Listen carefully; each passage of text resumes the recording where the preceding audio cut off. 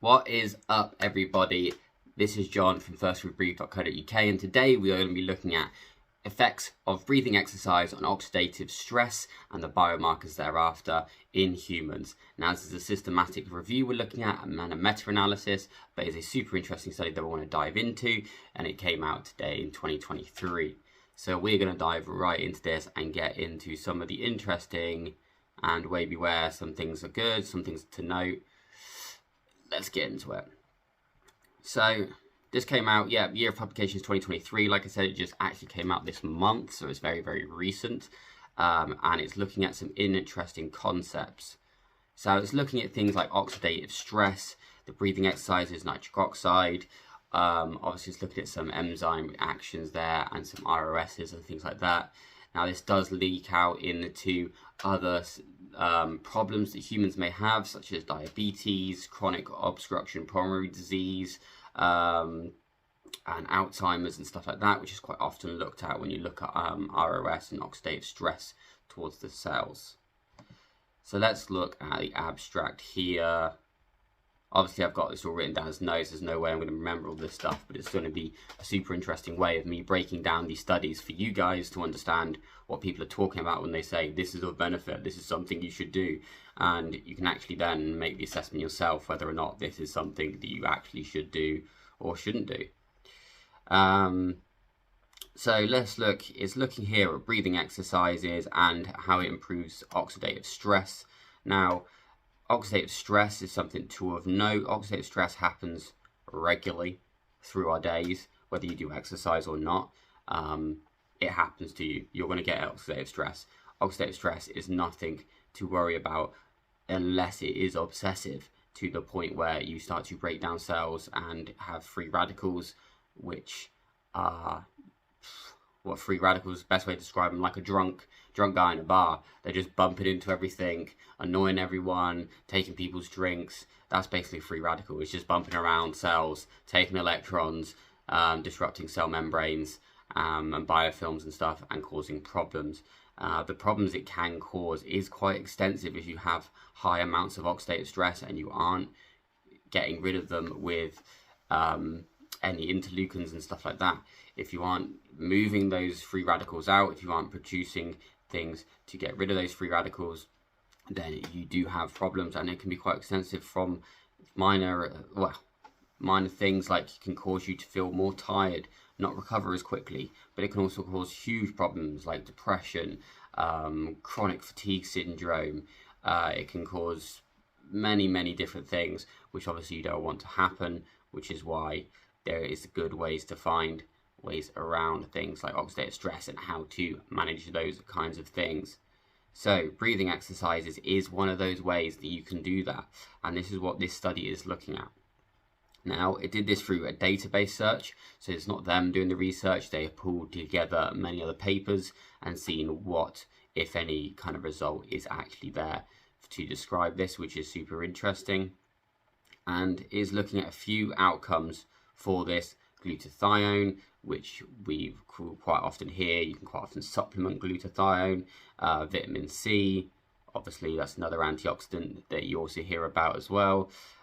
Total antioxidant capacity as well is looked at, as well as some other antioxidants that you can regularly supplement, but you could also obviously use things like breathing techniques to do that. So what is the synopsis saying here? Let's have a look, see if I can break down anything that's super interesting. They used breathing techniques.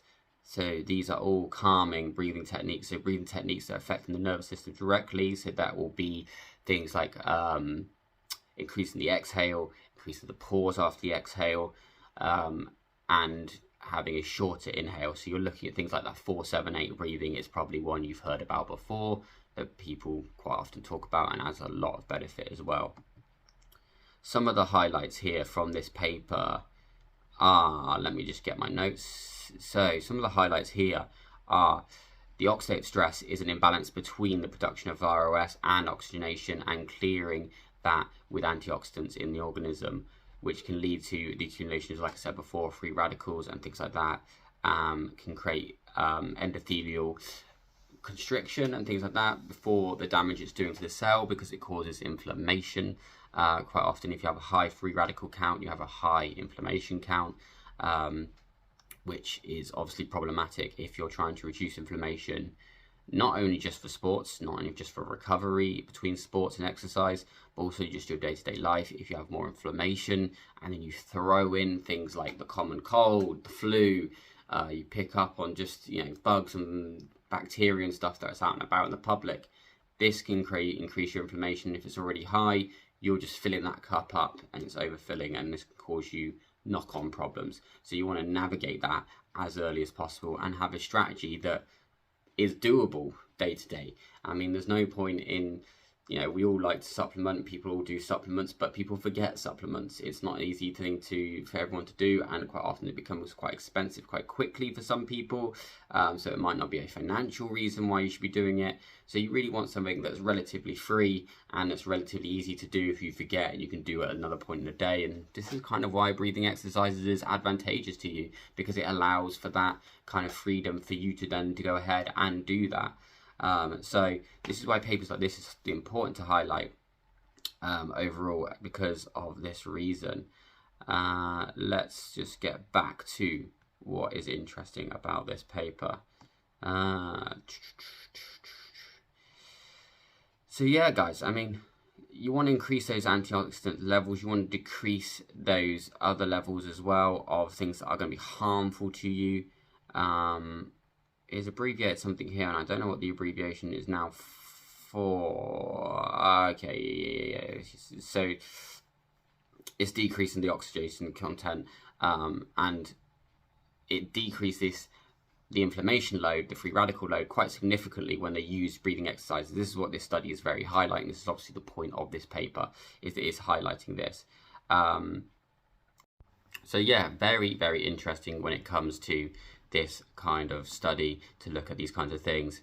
And the other thing it's reported is that people that used breathing exercises alongside an aerobic capacity exercise, and doesn't even have to be intense, things like yoga, but things like walking, a light jog as well, actually also increased the SOD, which is superoxidase dismutase, significantly in patients that had things like diabetes prior to these studies. So that's also very interesting. There's a reaction happening there when there's already a problem with the processing of glucose within the body.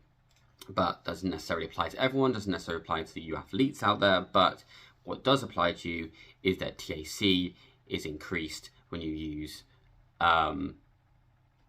breathing exercises, not to a significant amount, but there is a slight increase in that. So TAC is your total antioxidant capacity, and this, you do see some improvements in this area towards breathing. It's not as significant because these processes are further down the road and go further into things like the immune system and the lymphatic system, but everything is pumped and moved by the lungs. Obviously, if the lungs aren't working, you're definitely not going to have a good antioxidant capacity. So there is some improvement there, but it's just not significant. But that is something to note in studies like this. And if you remove the other thing, which is a slight defect, we'll get onto this actually later on. We'll get onto this later on into the video about the weak points of the study here. So what is the summary of this? Let's just see if there's any like actual takeaways for you guys out there that you want to know. So oxidative stress is obviously an imbalance, like I said before, about reactive oxygenated species. Can't say that very quickly for some reason, but let's call it ROSs for the sake of speed and time. But what you see is an improvement in oxidative stress when breathing is addressed and optimized in a way using things like breathing exercises. So, and you also see the availability of nitric oxide for the cell more available when breathing exercise or breathing is optimized in when you are breathing better. So you've having more bioavailability in terms of NO and decreasing ROS is obviously very helpful, especially if you're trying to recover from exercise. Now, the mechanism for respiratory intervention is obviously going to be very controversial, because it's not a drug. Most of the systems we have is for things like drug systems and stuff like that. But like I said before, if you're not breathing properly, nothing else is going to work properly, because that is the first basis of what your body needs to sustain itself. So it's a very interesting meta-analysis which does look and evaluate very effectively breathing exercises in relation to oxidative stress and humans, and provide any evidence, especially clinical evidence, that this is of benefit. Now, it does show this in some degree, but now let's get to the final points of the study here, which show where the study might not be as valuable. So there is some counterpoints here, that the size of the studies was quite small that they sourced from, and so that makes it a bit harder to say that this is something across population, but it does show that there is something there. The results are similar to other studies, so that even though there is a small sample size here, it is in relation to other studies in a similar ilk that it actually does show the same results. That's obviously what you want to see in terms of the discussion part of a study, is that it does back up other people's research already in this area, and obviously expanding the field a little bit further.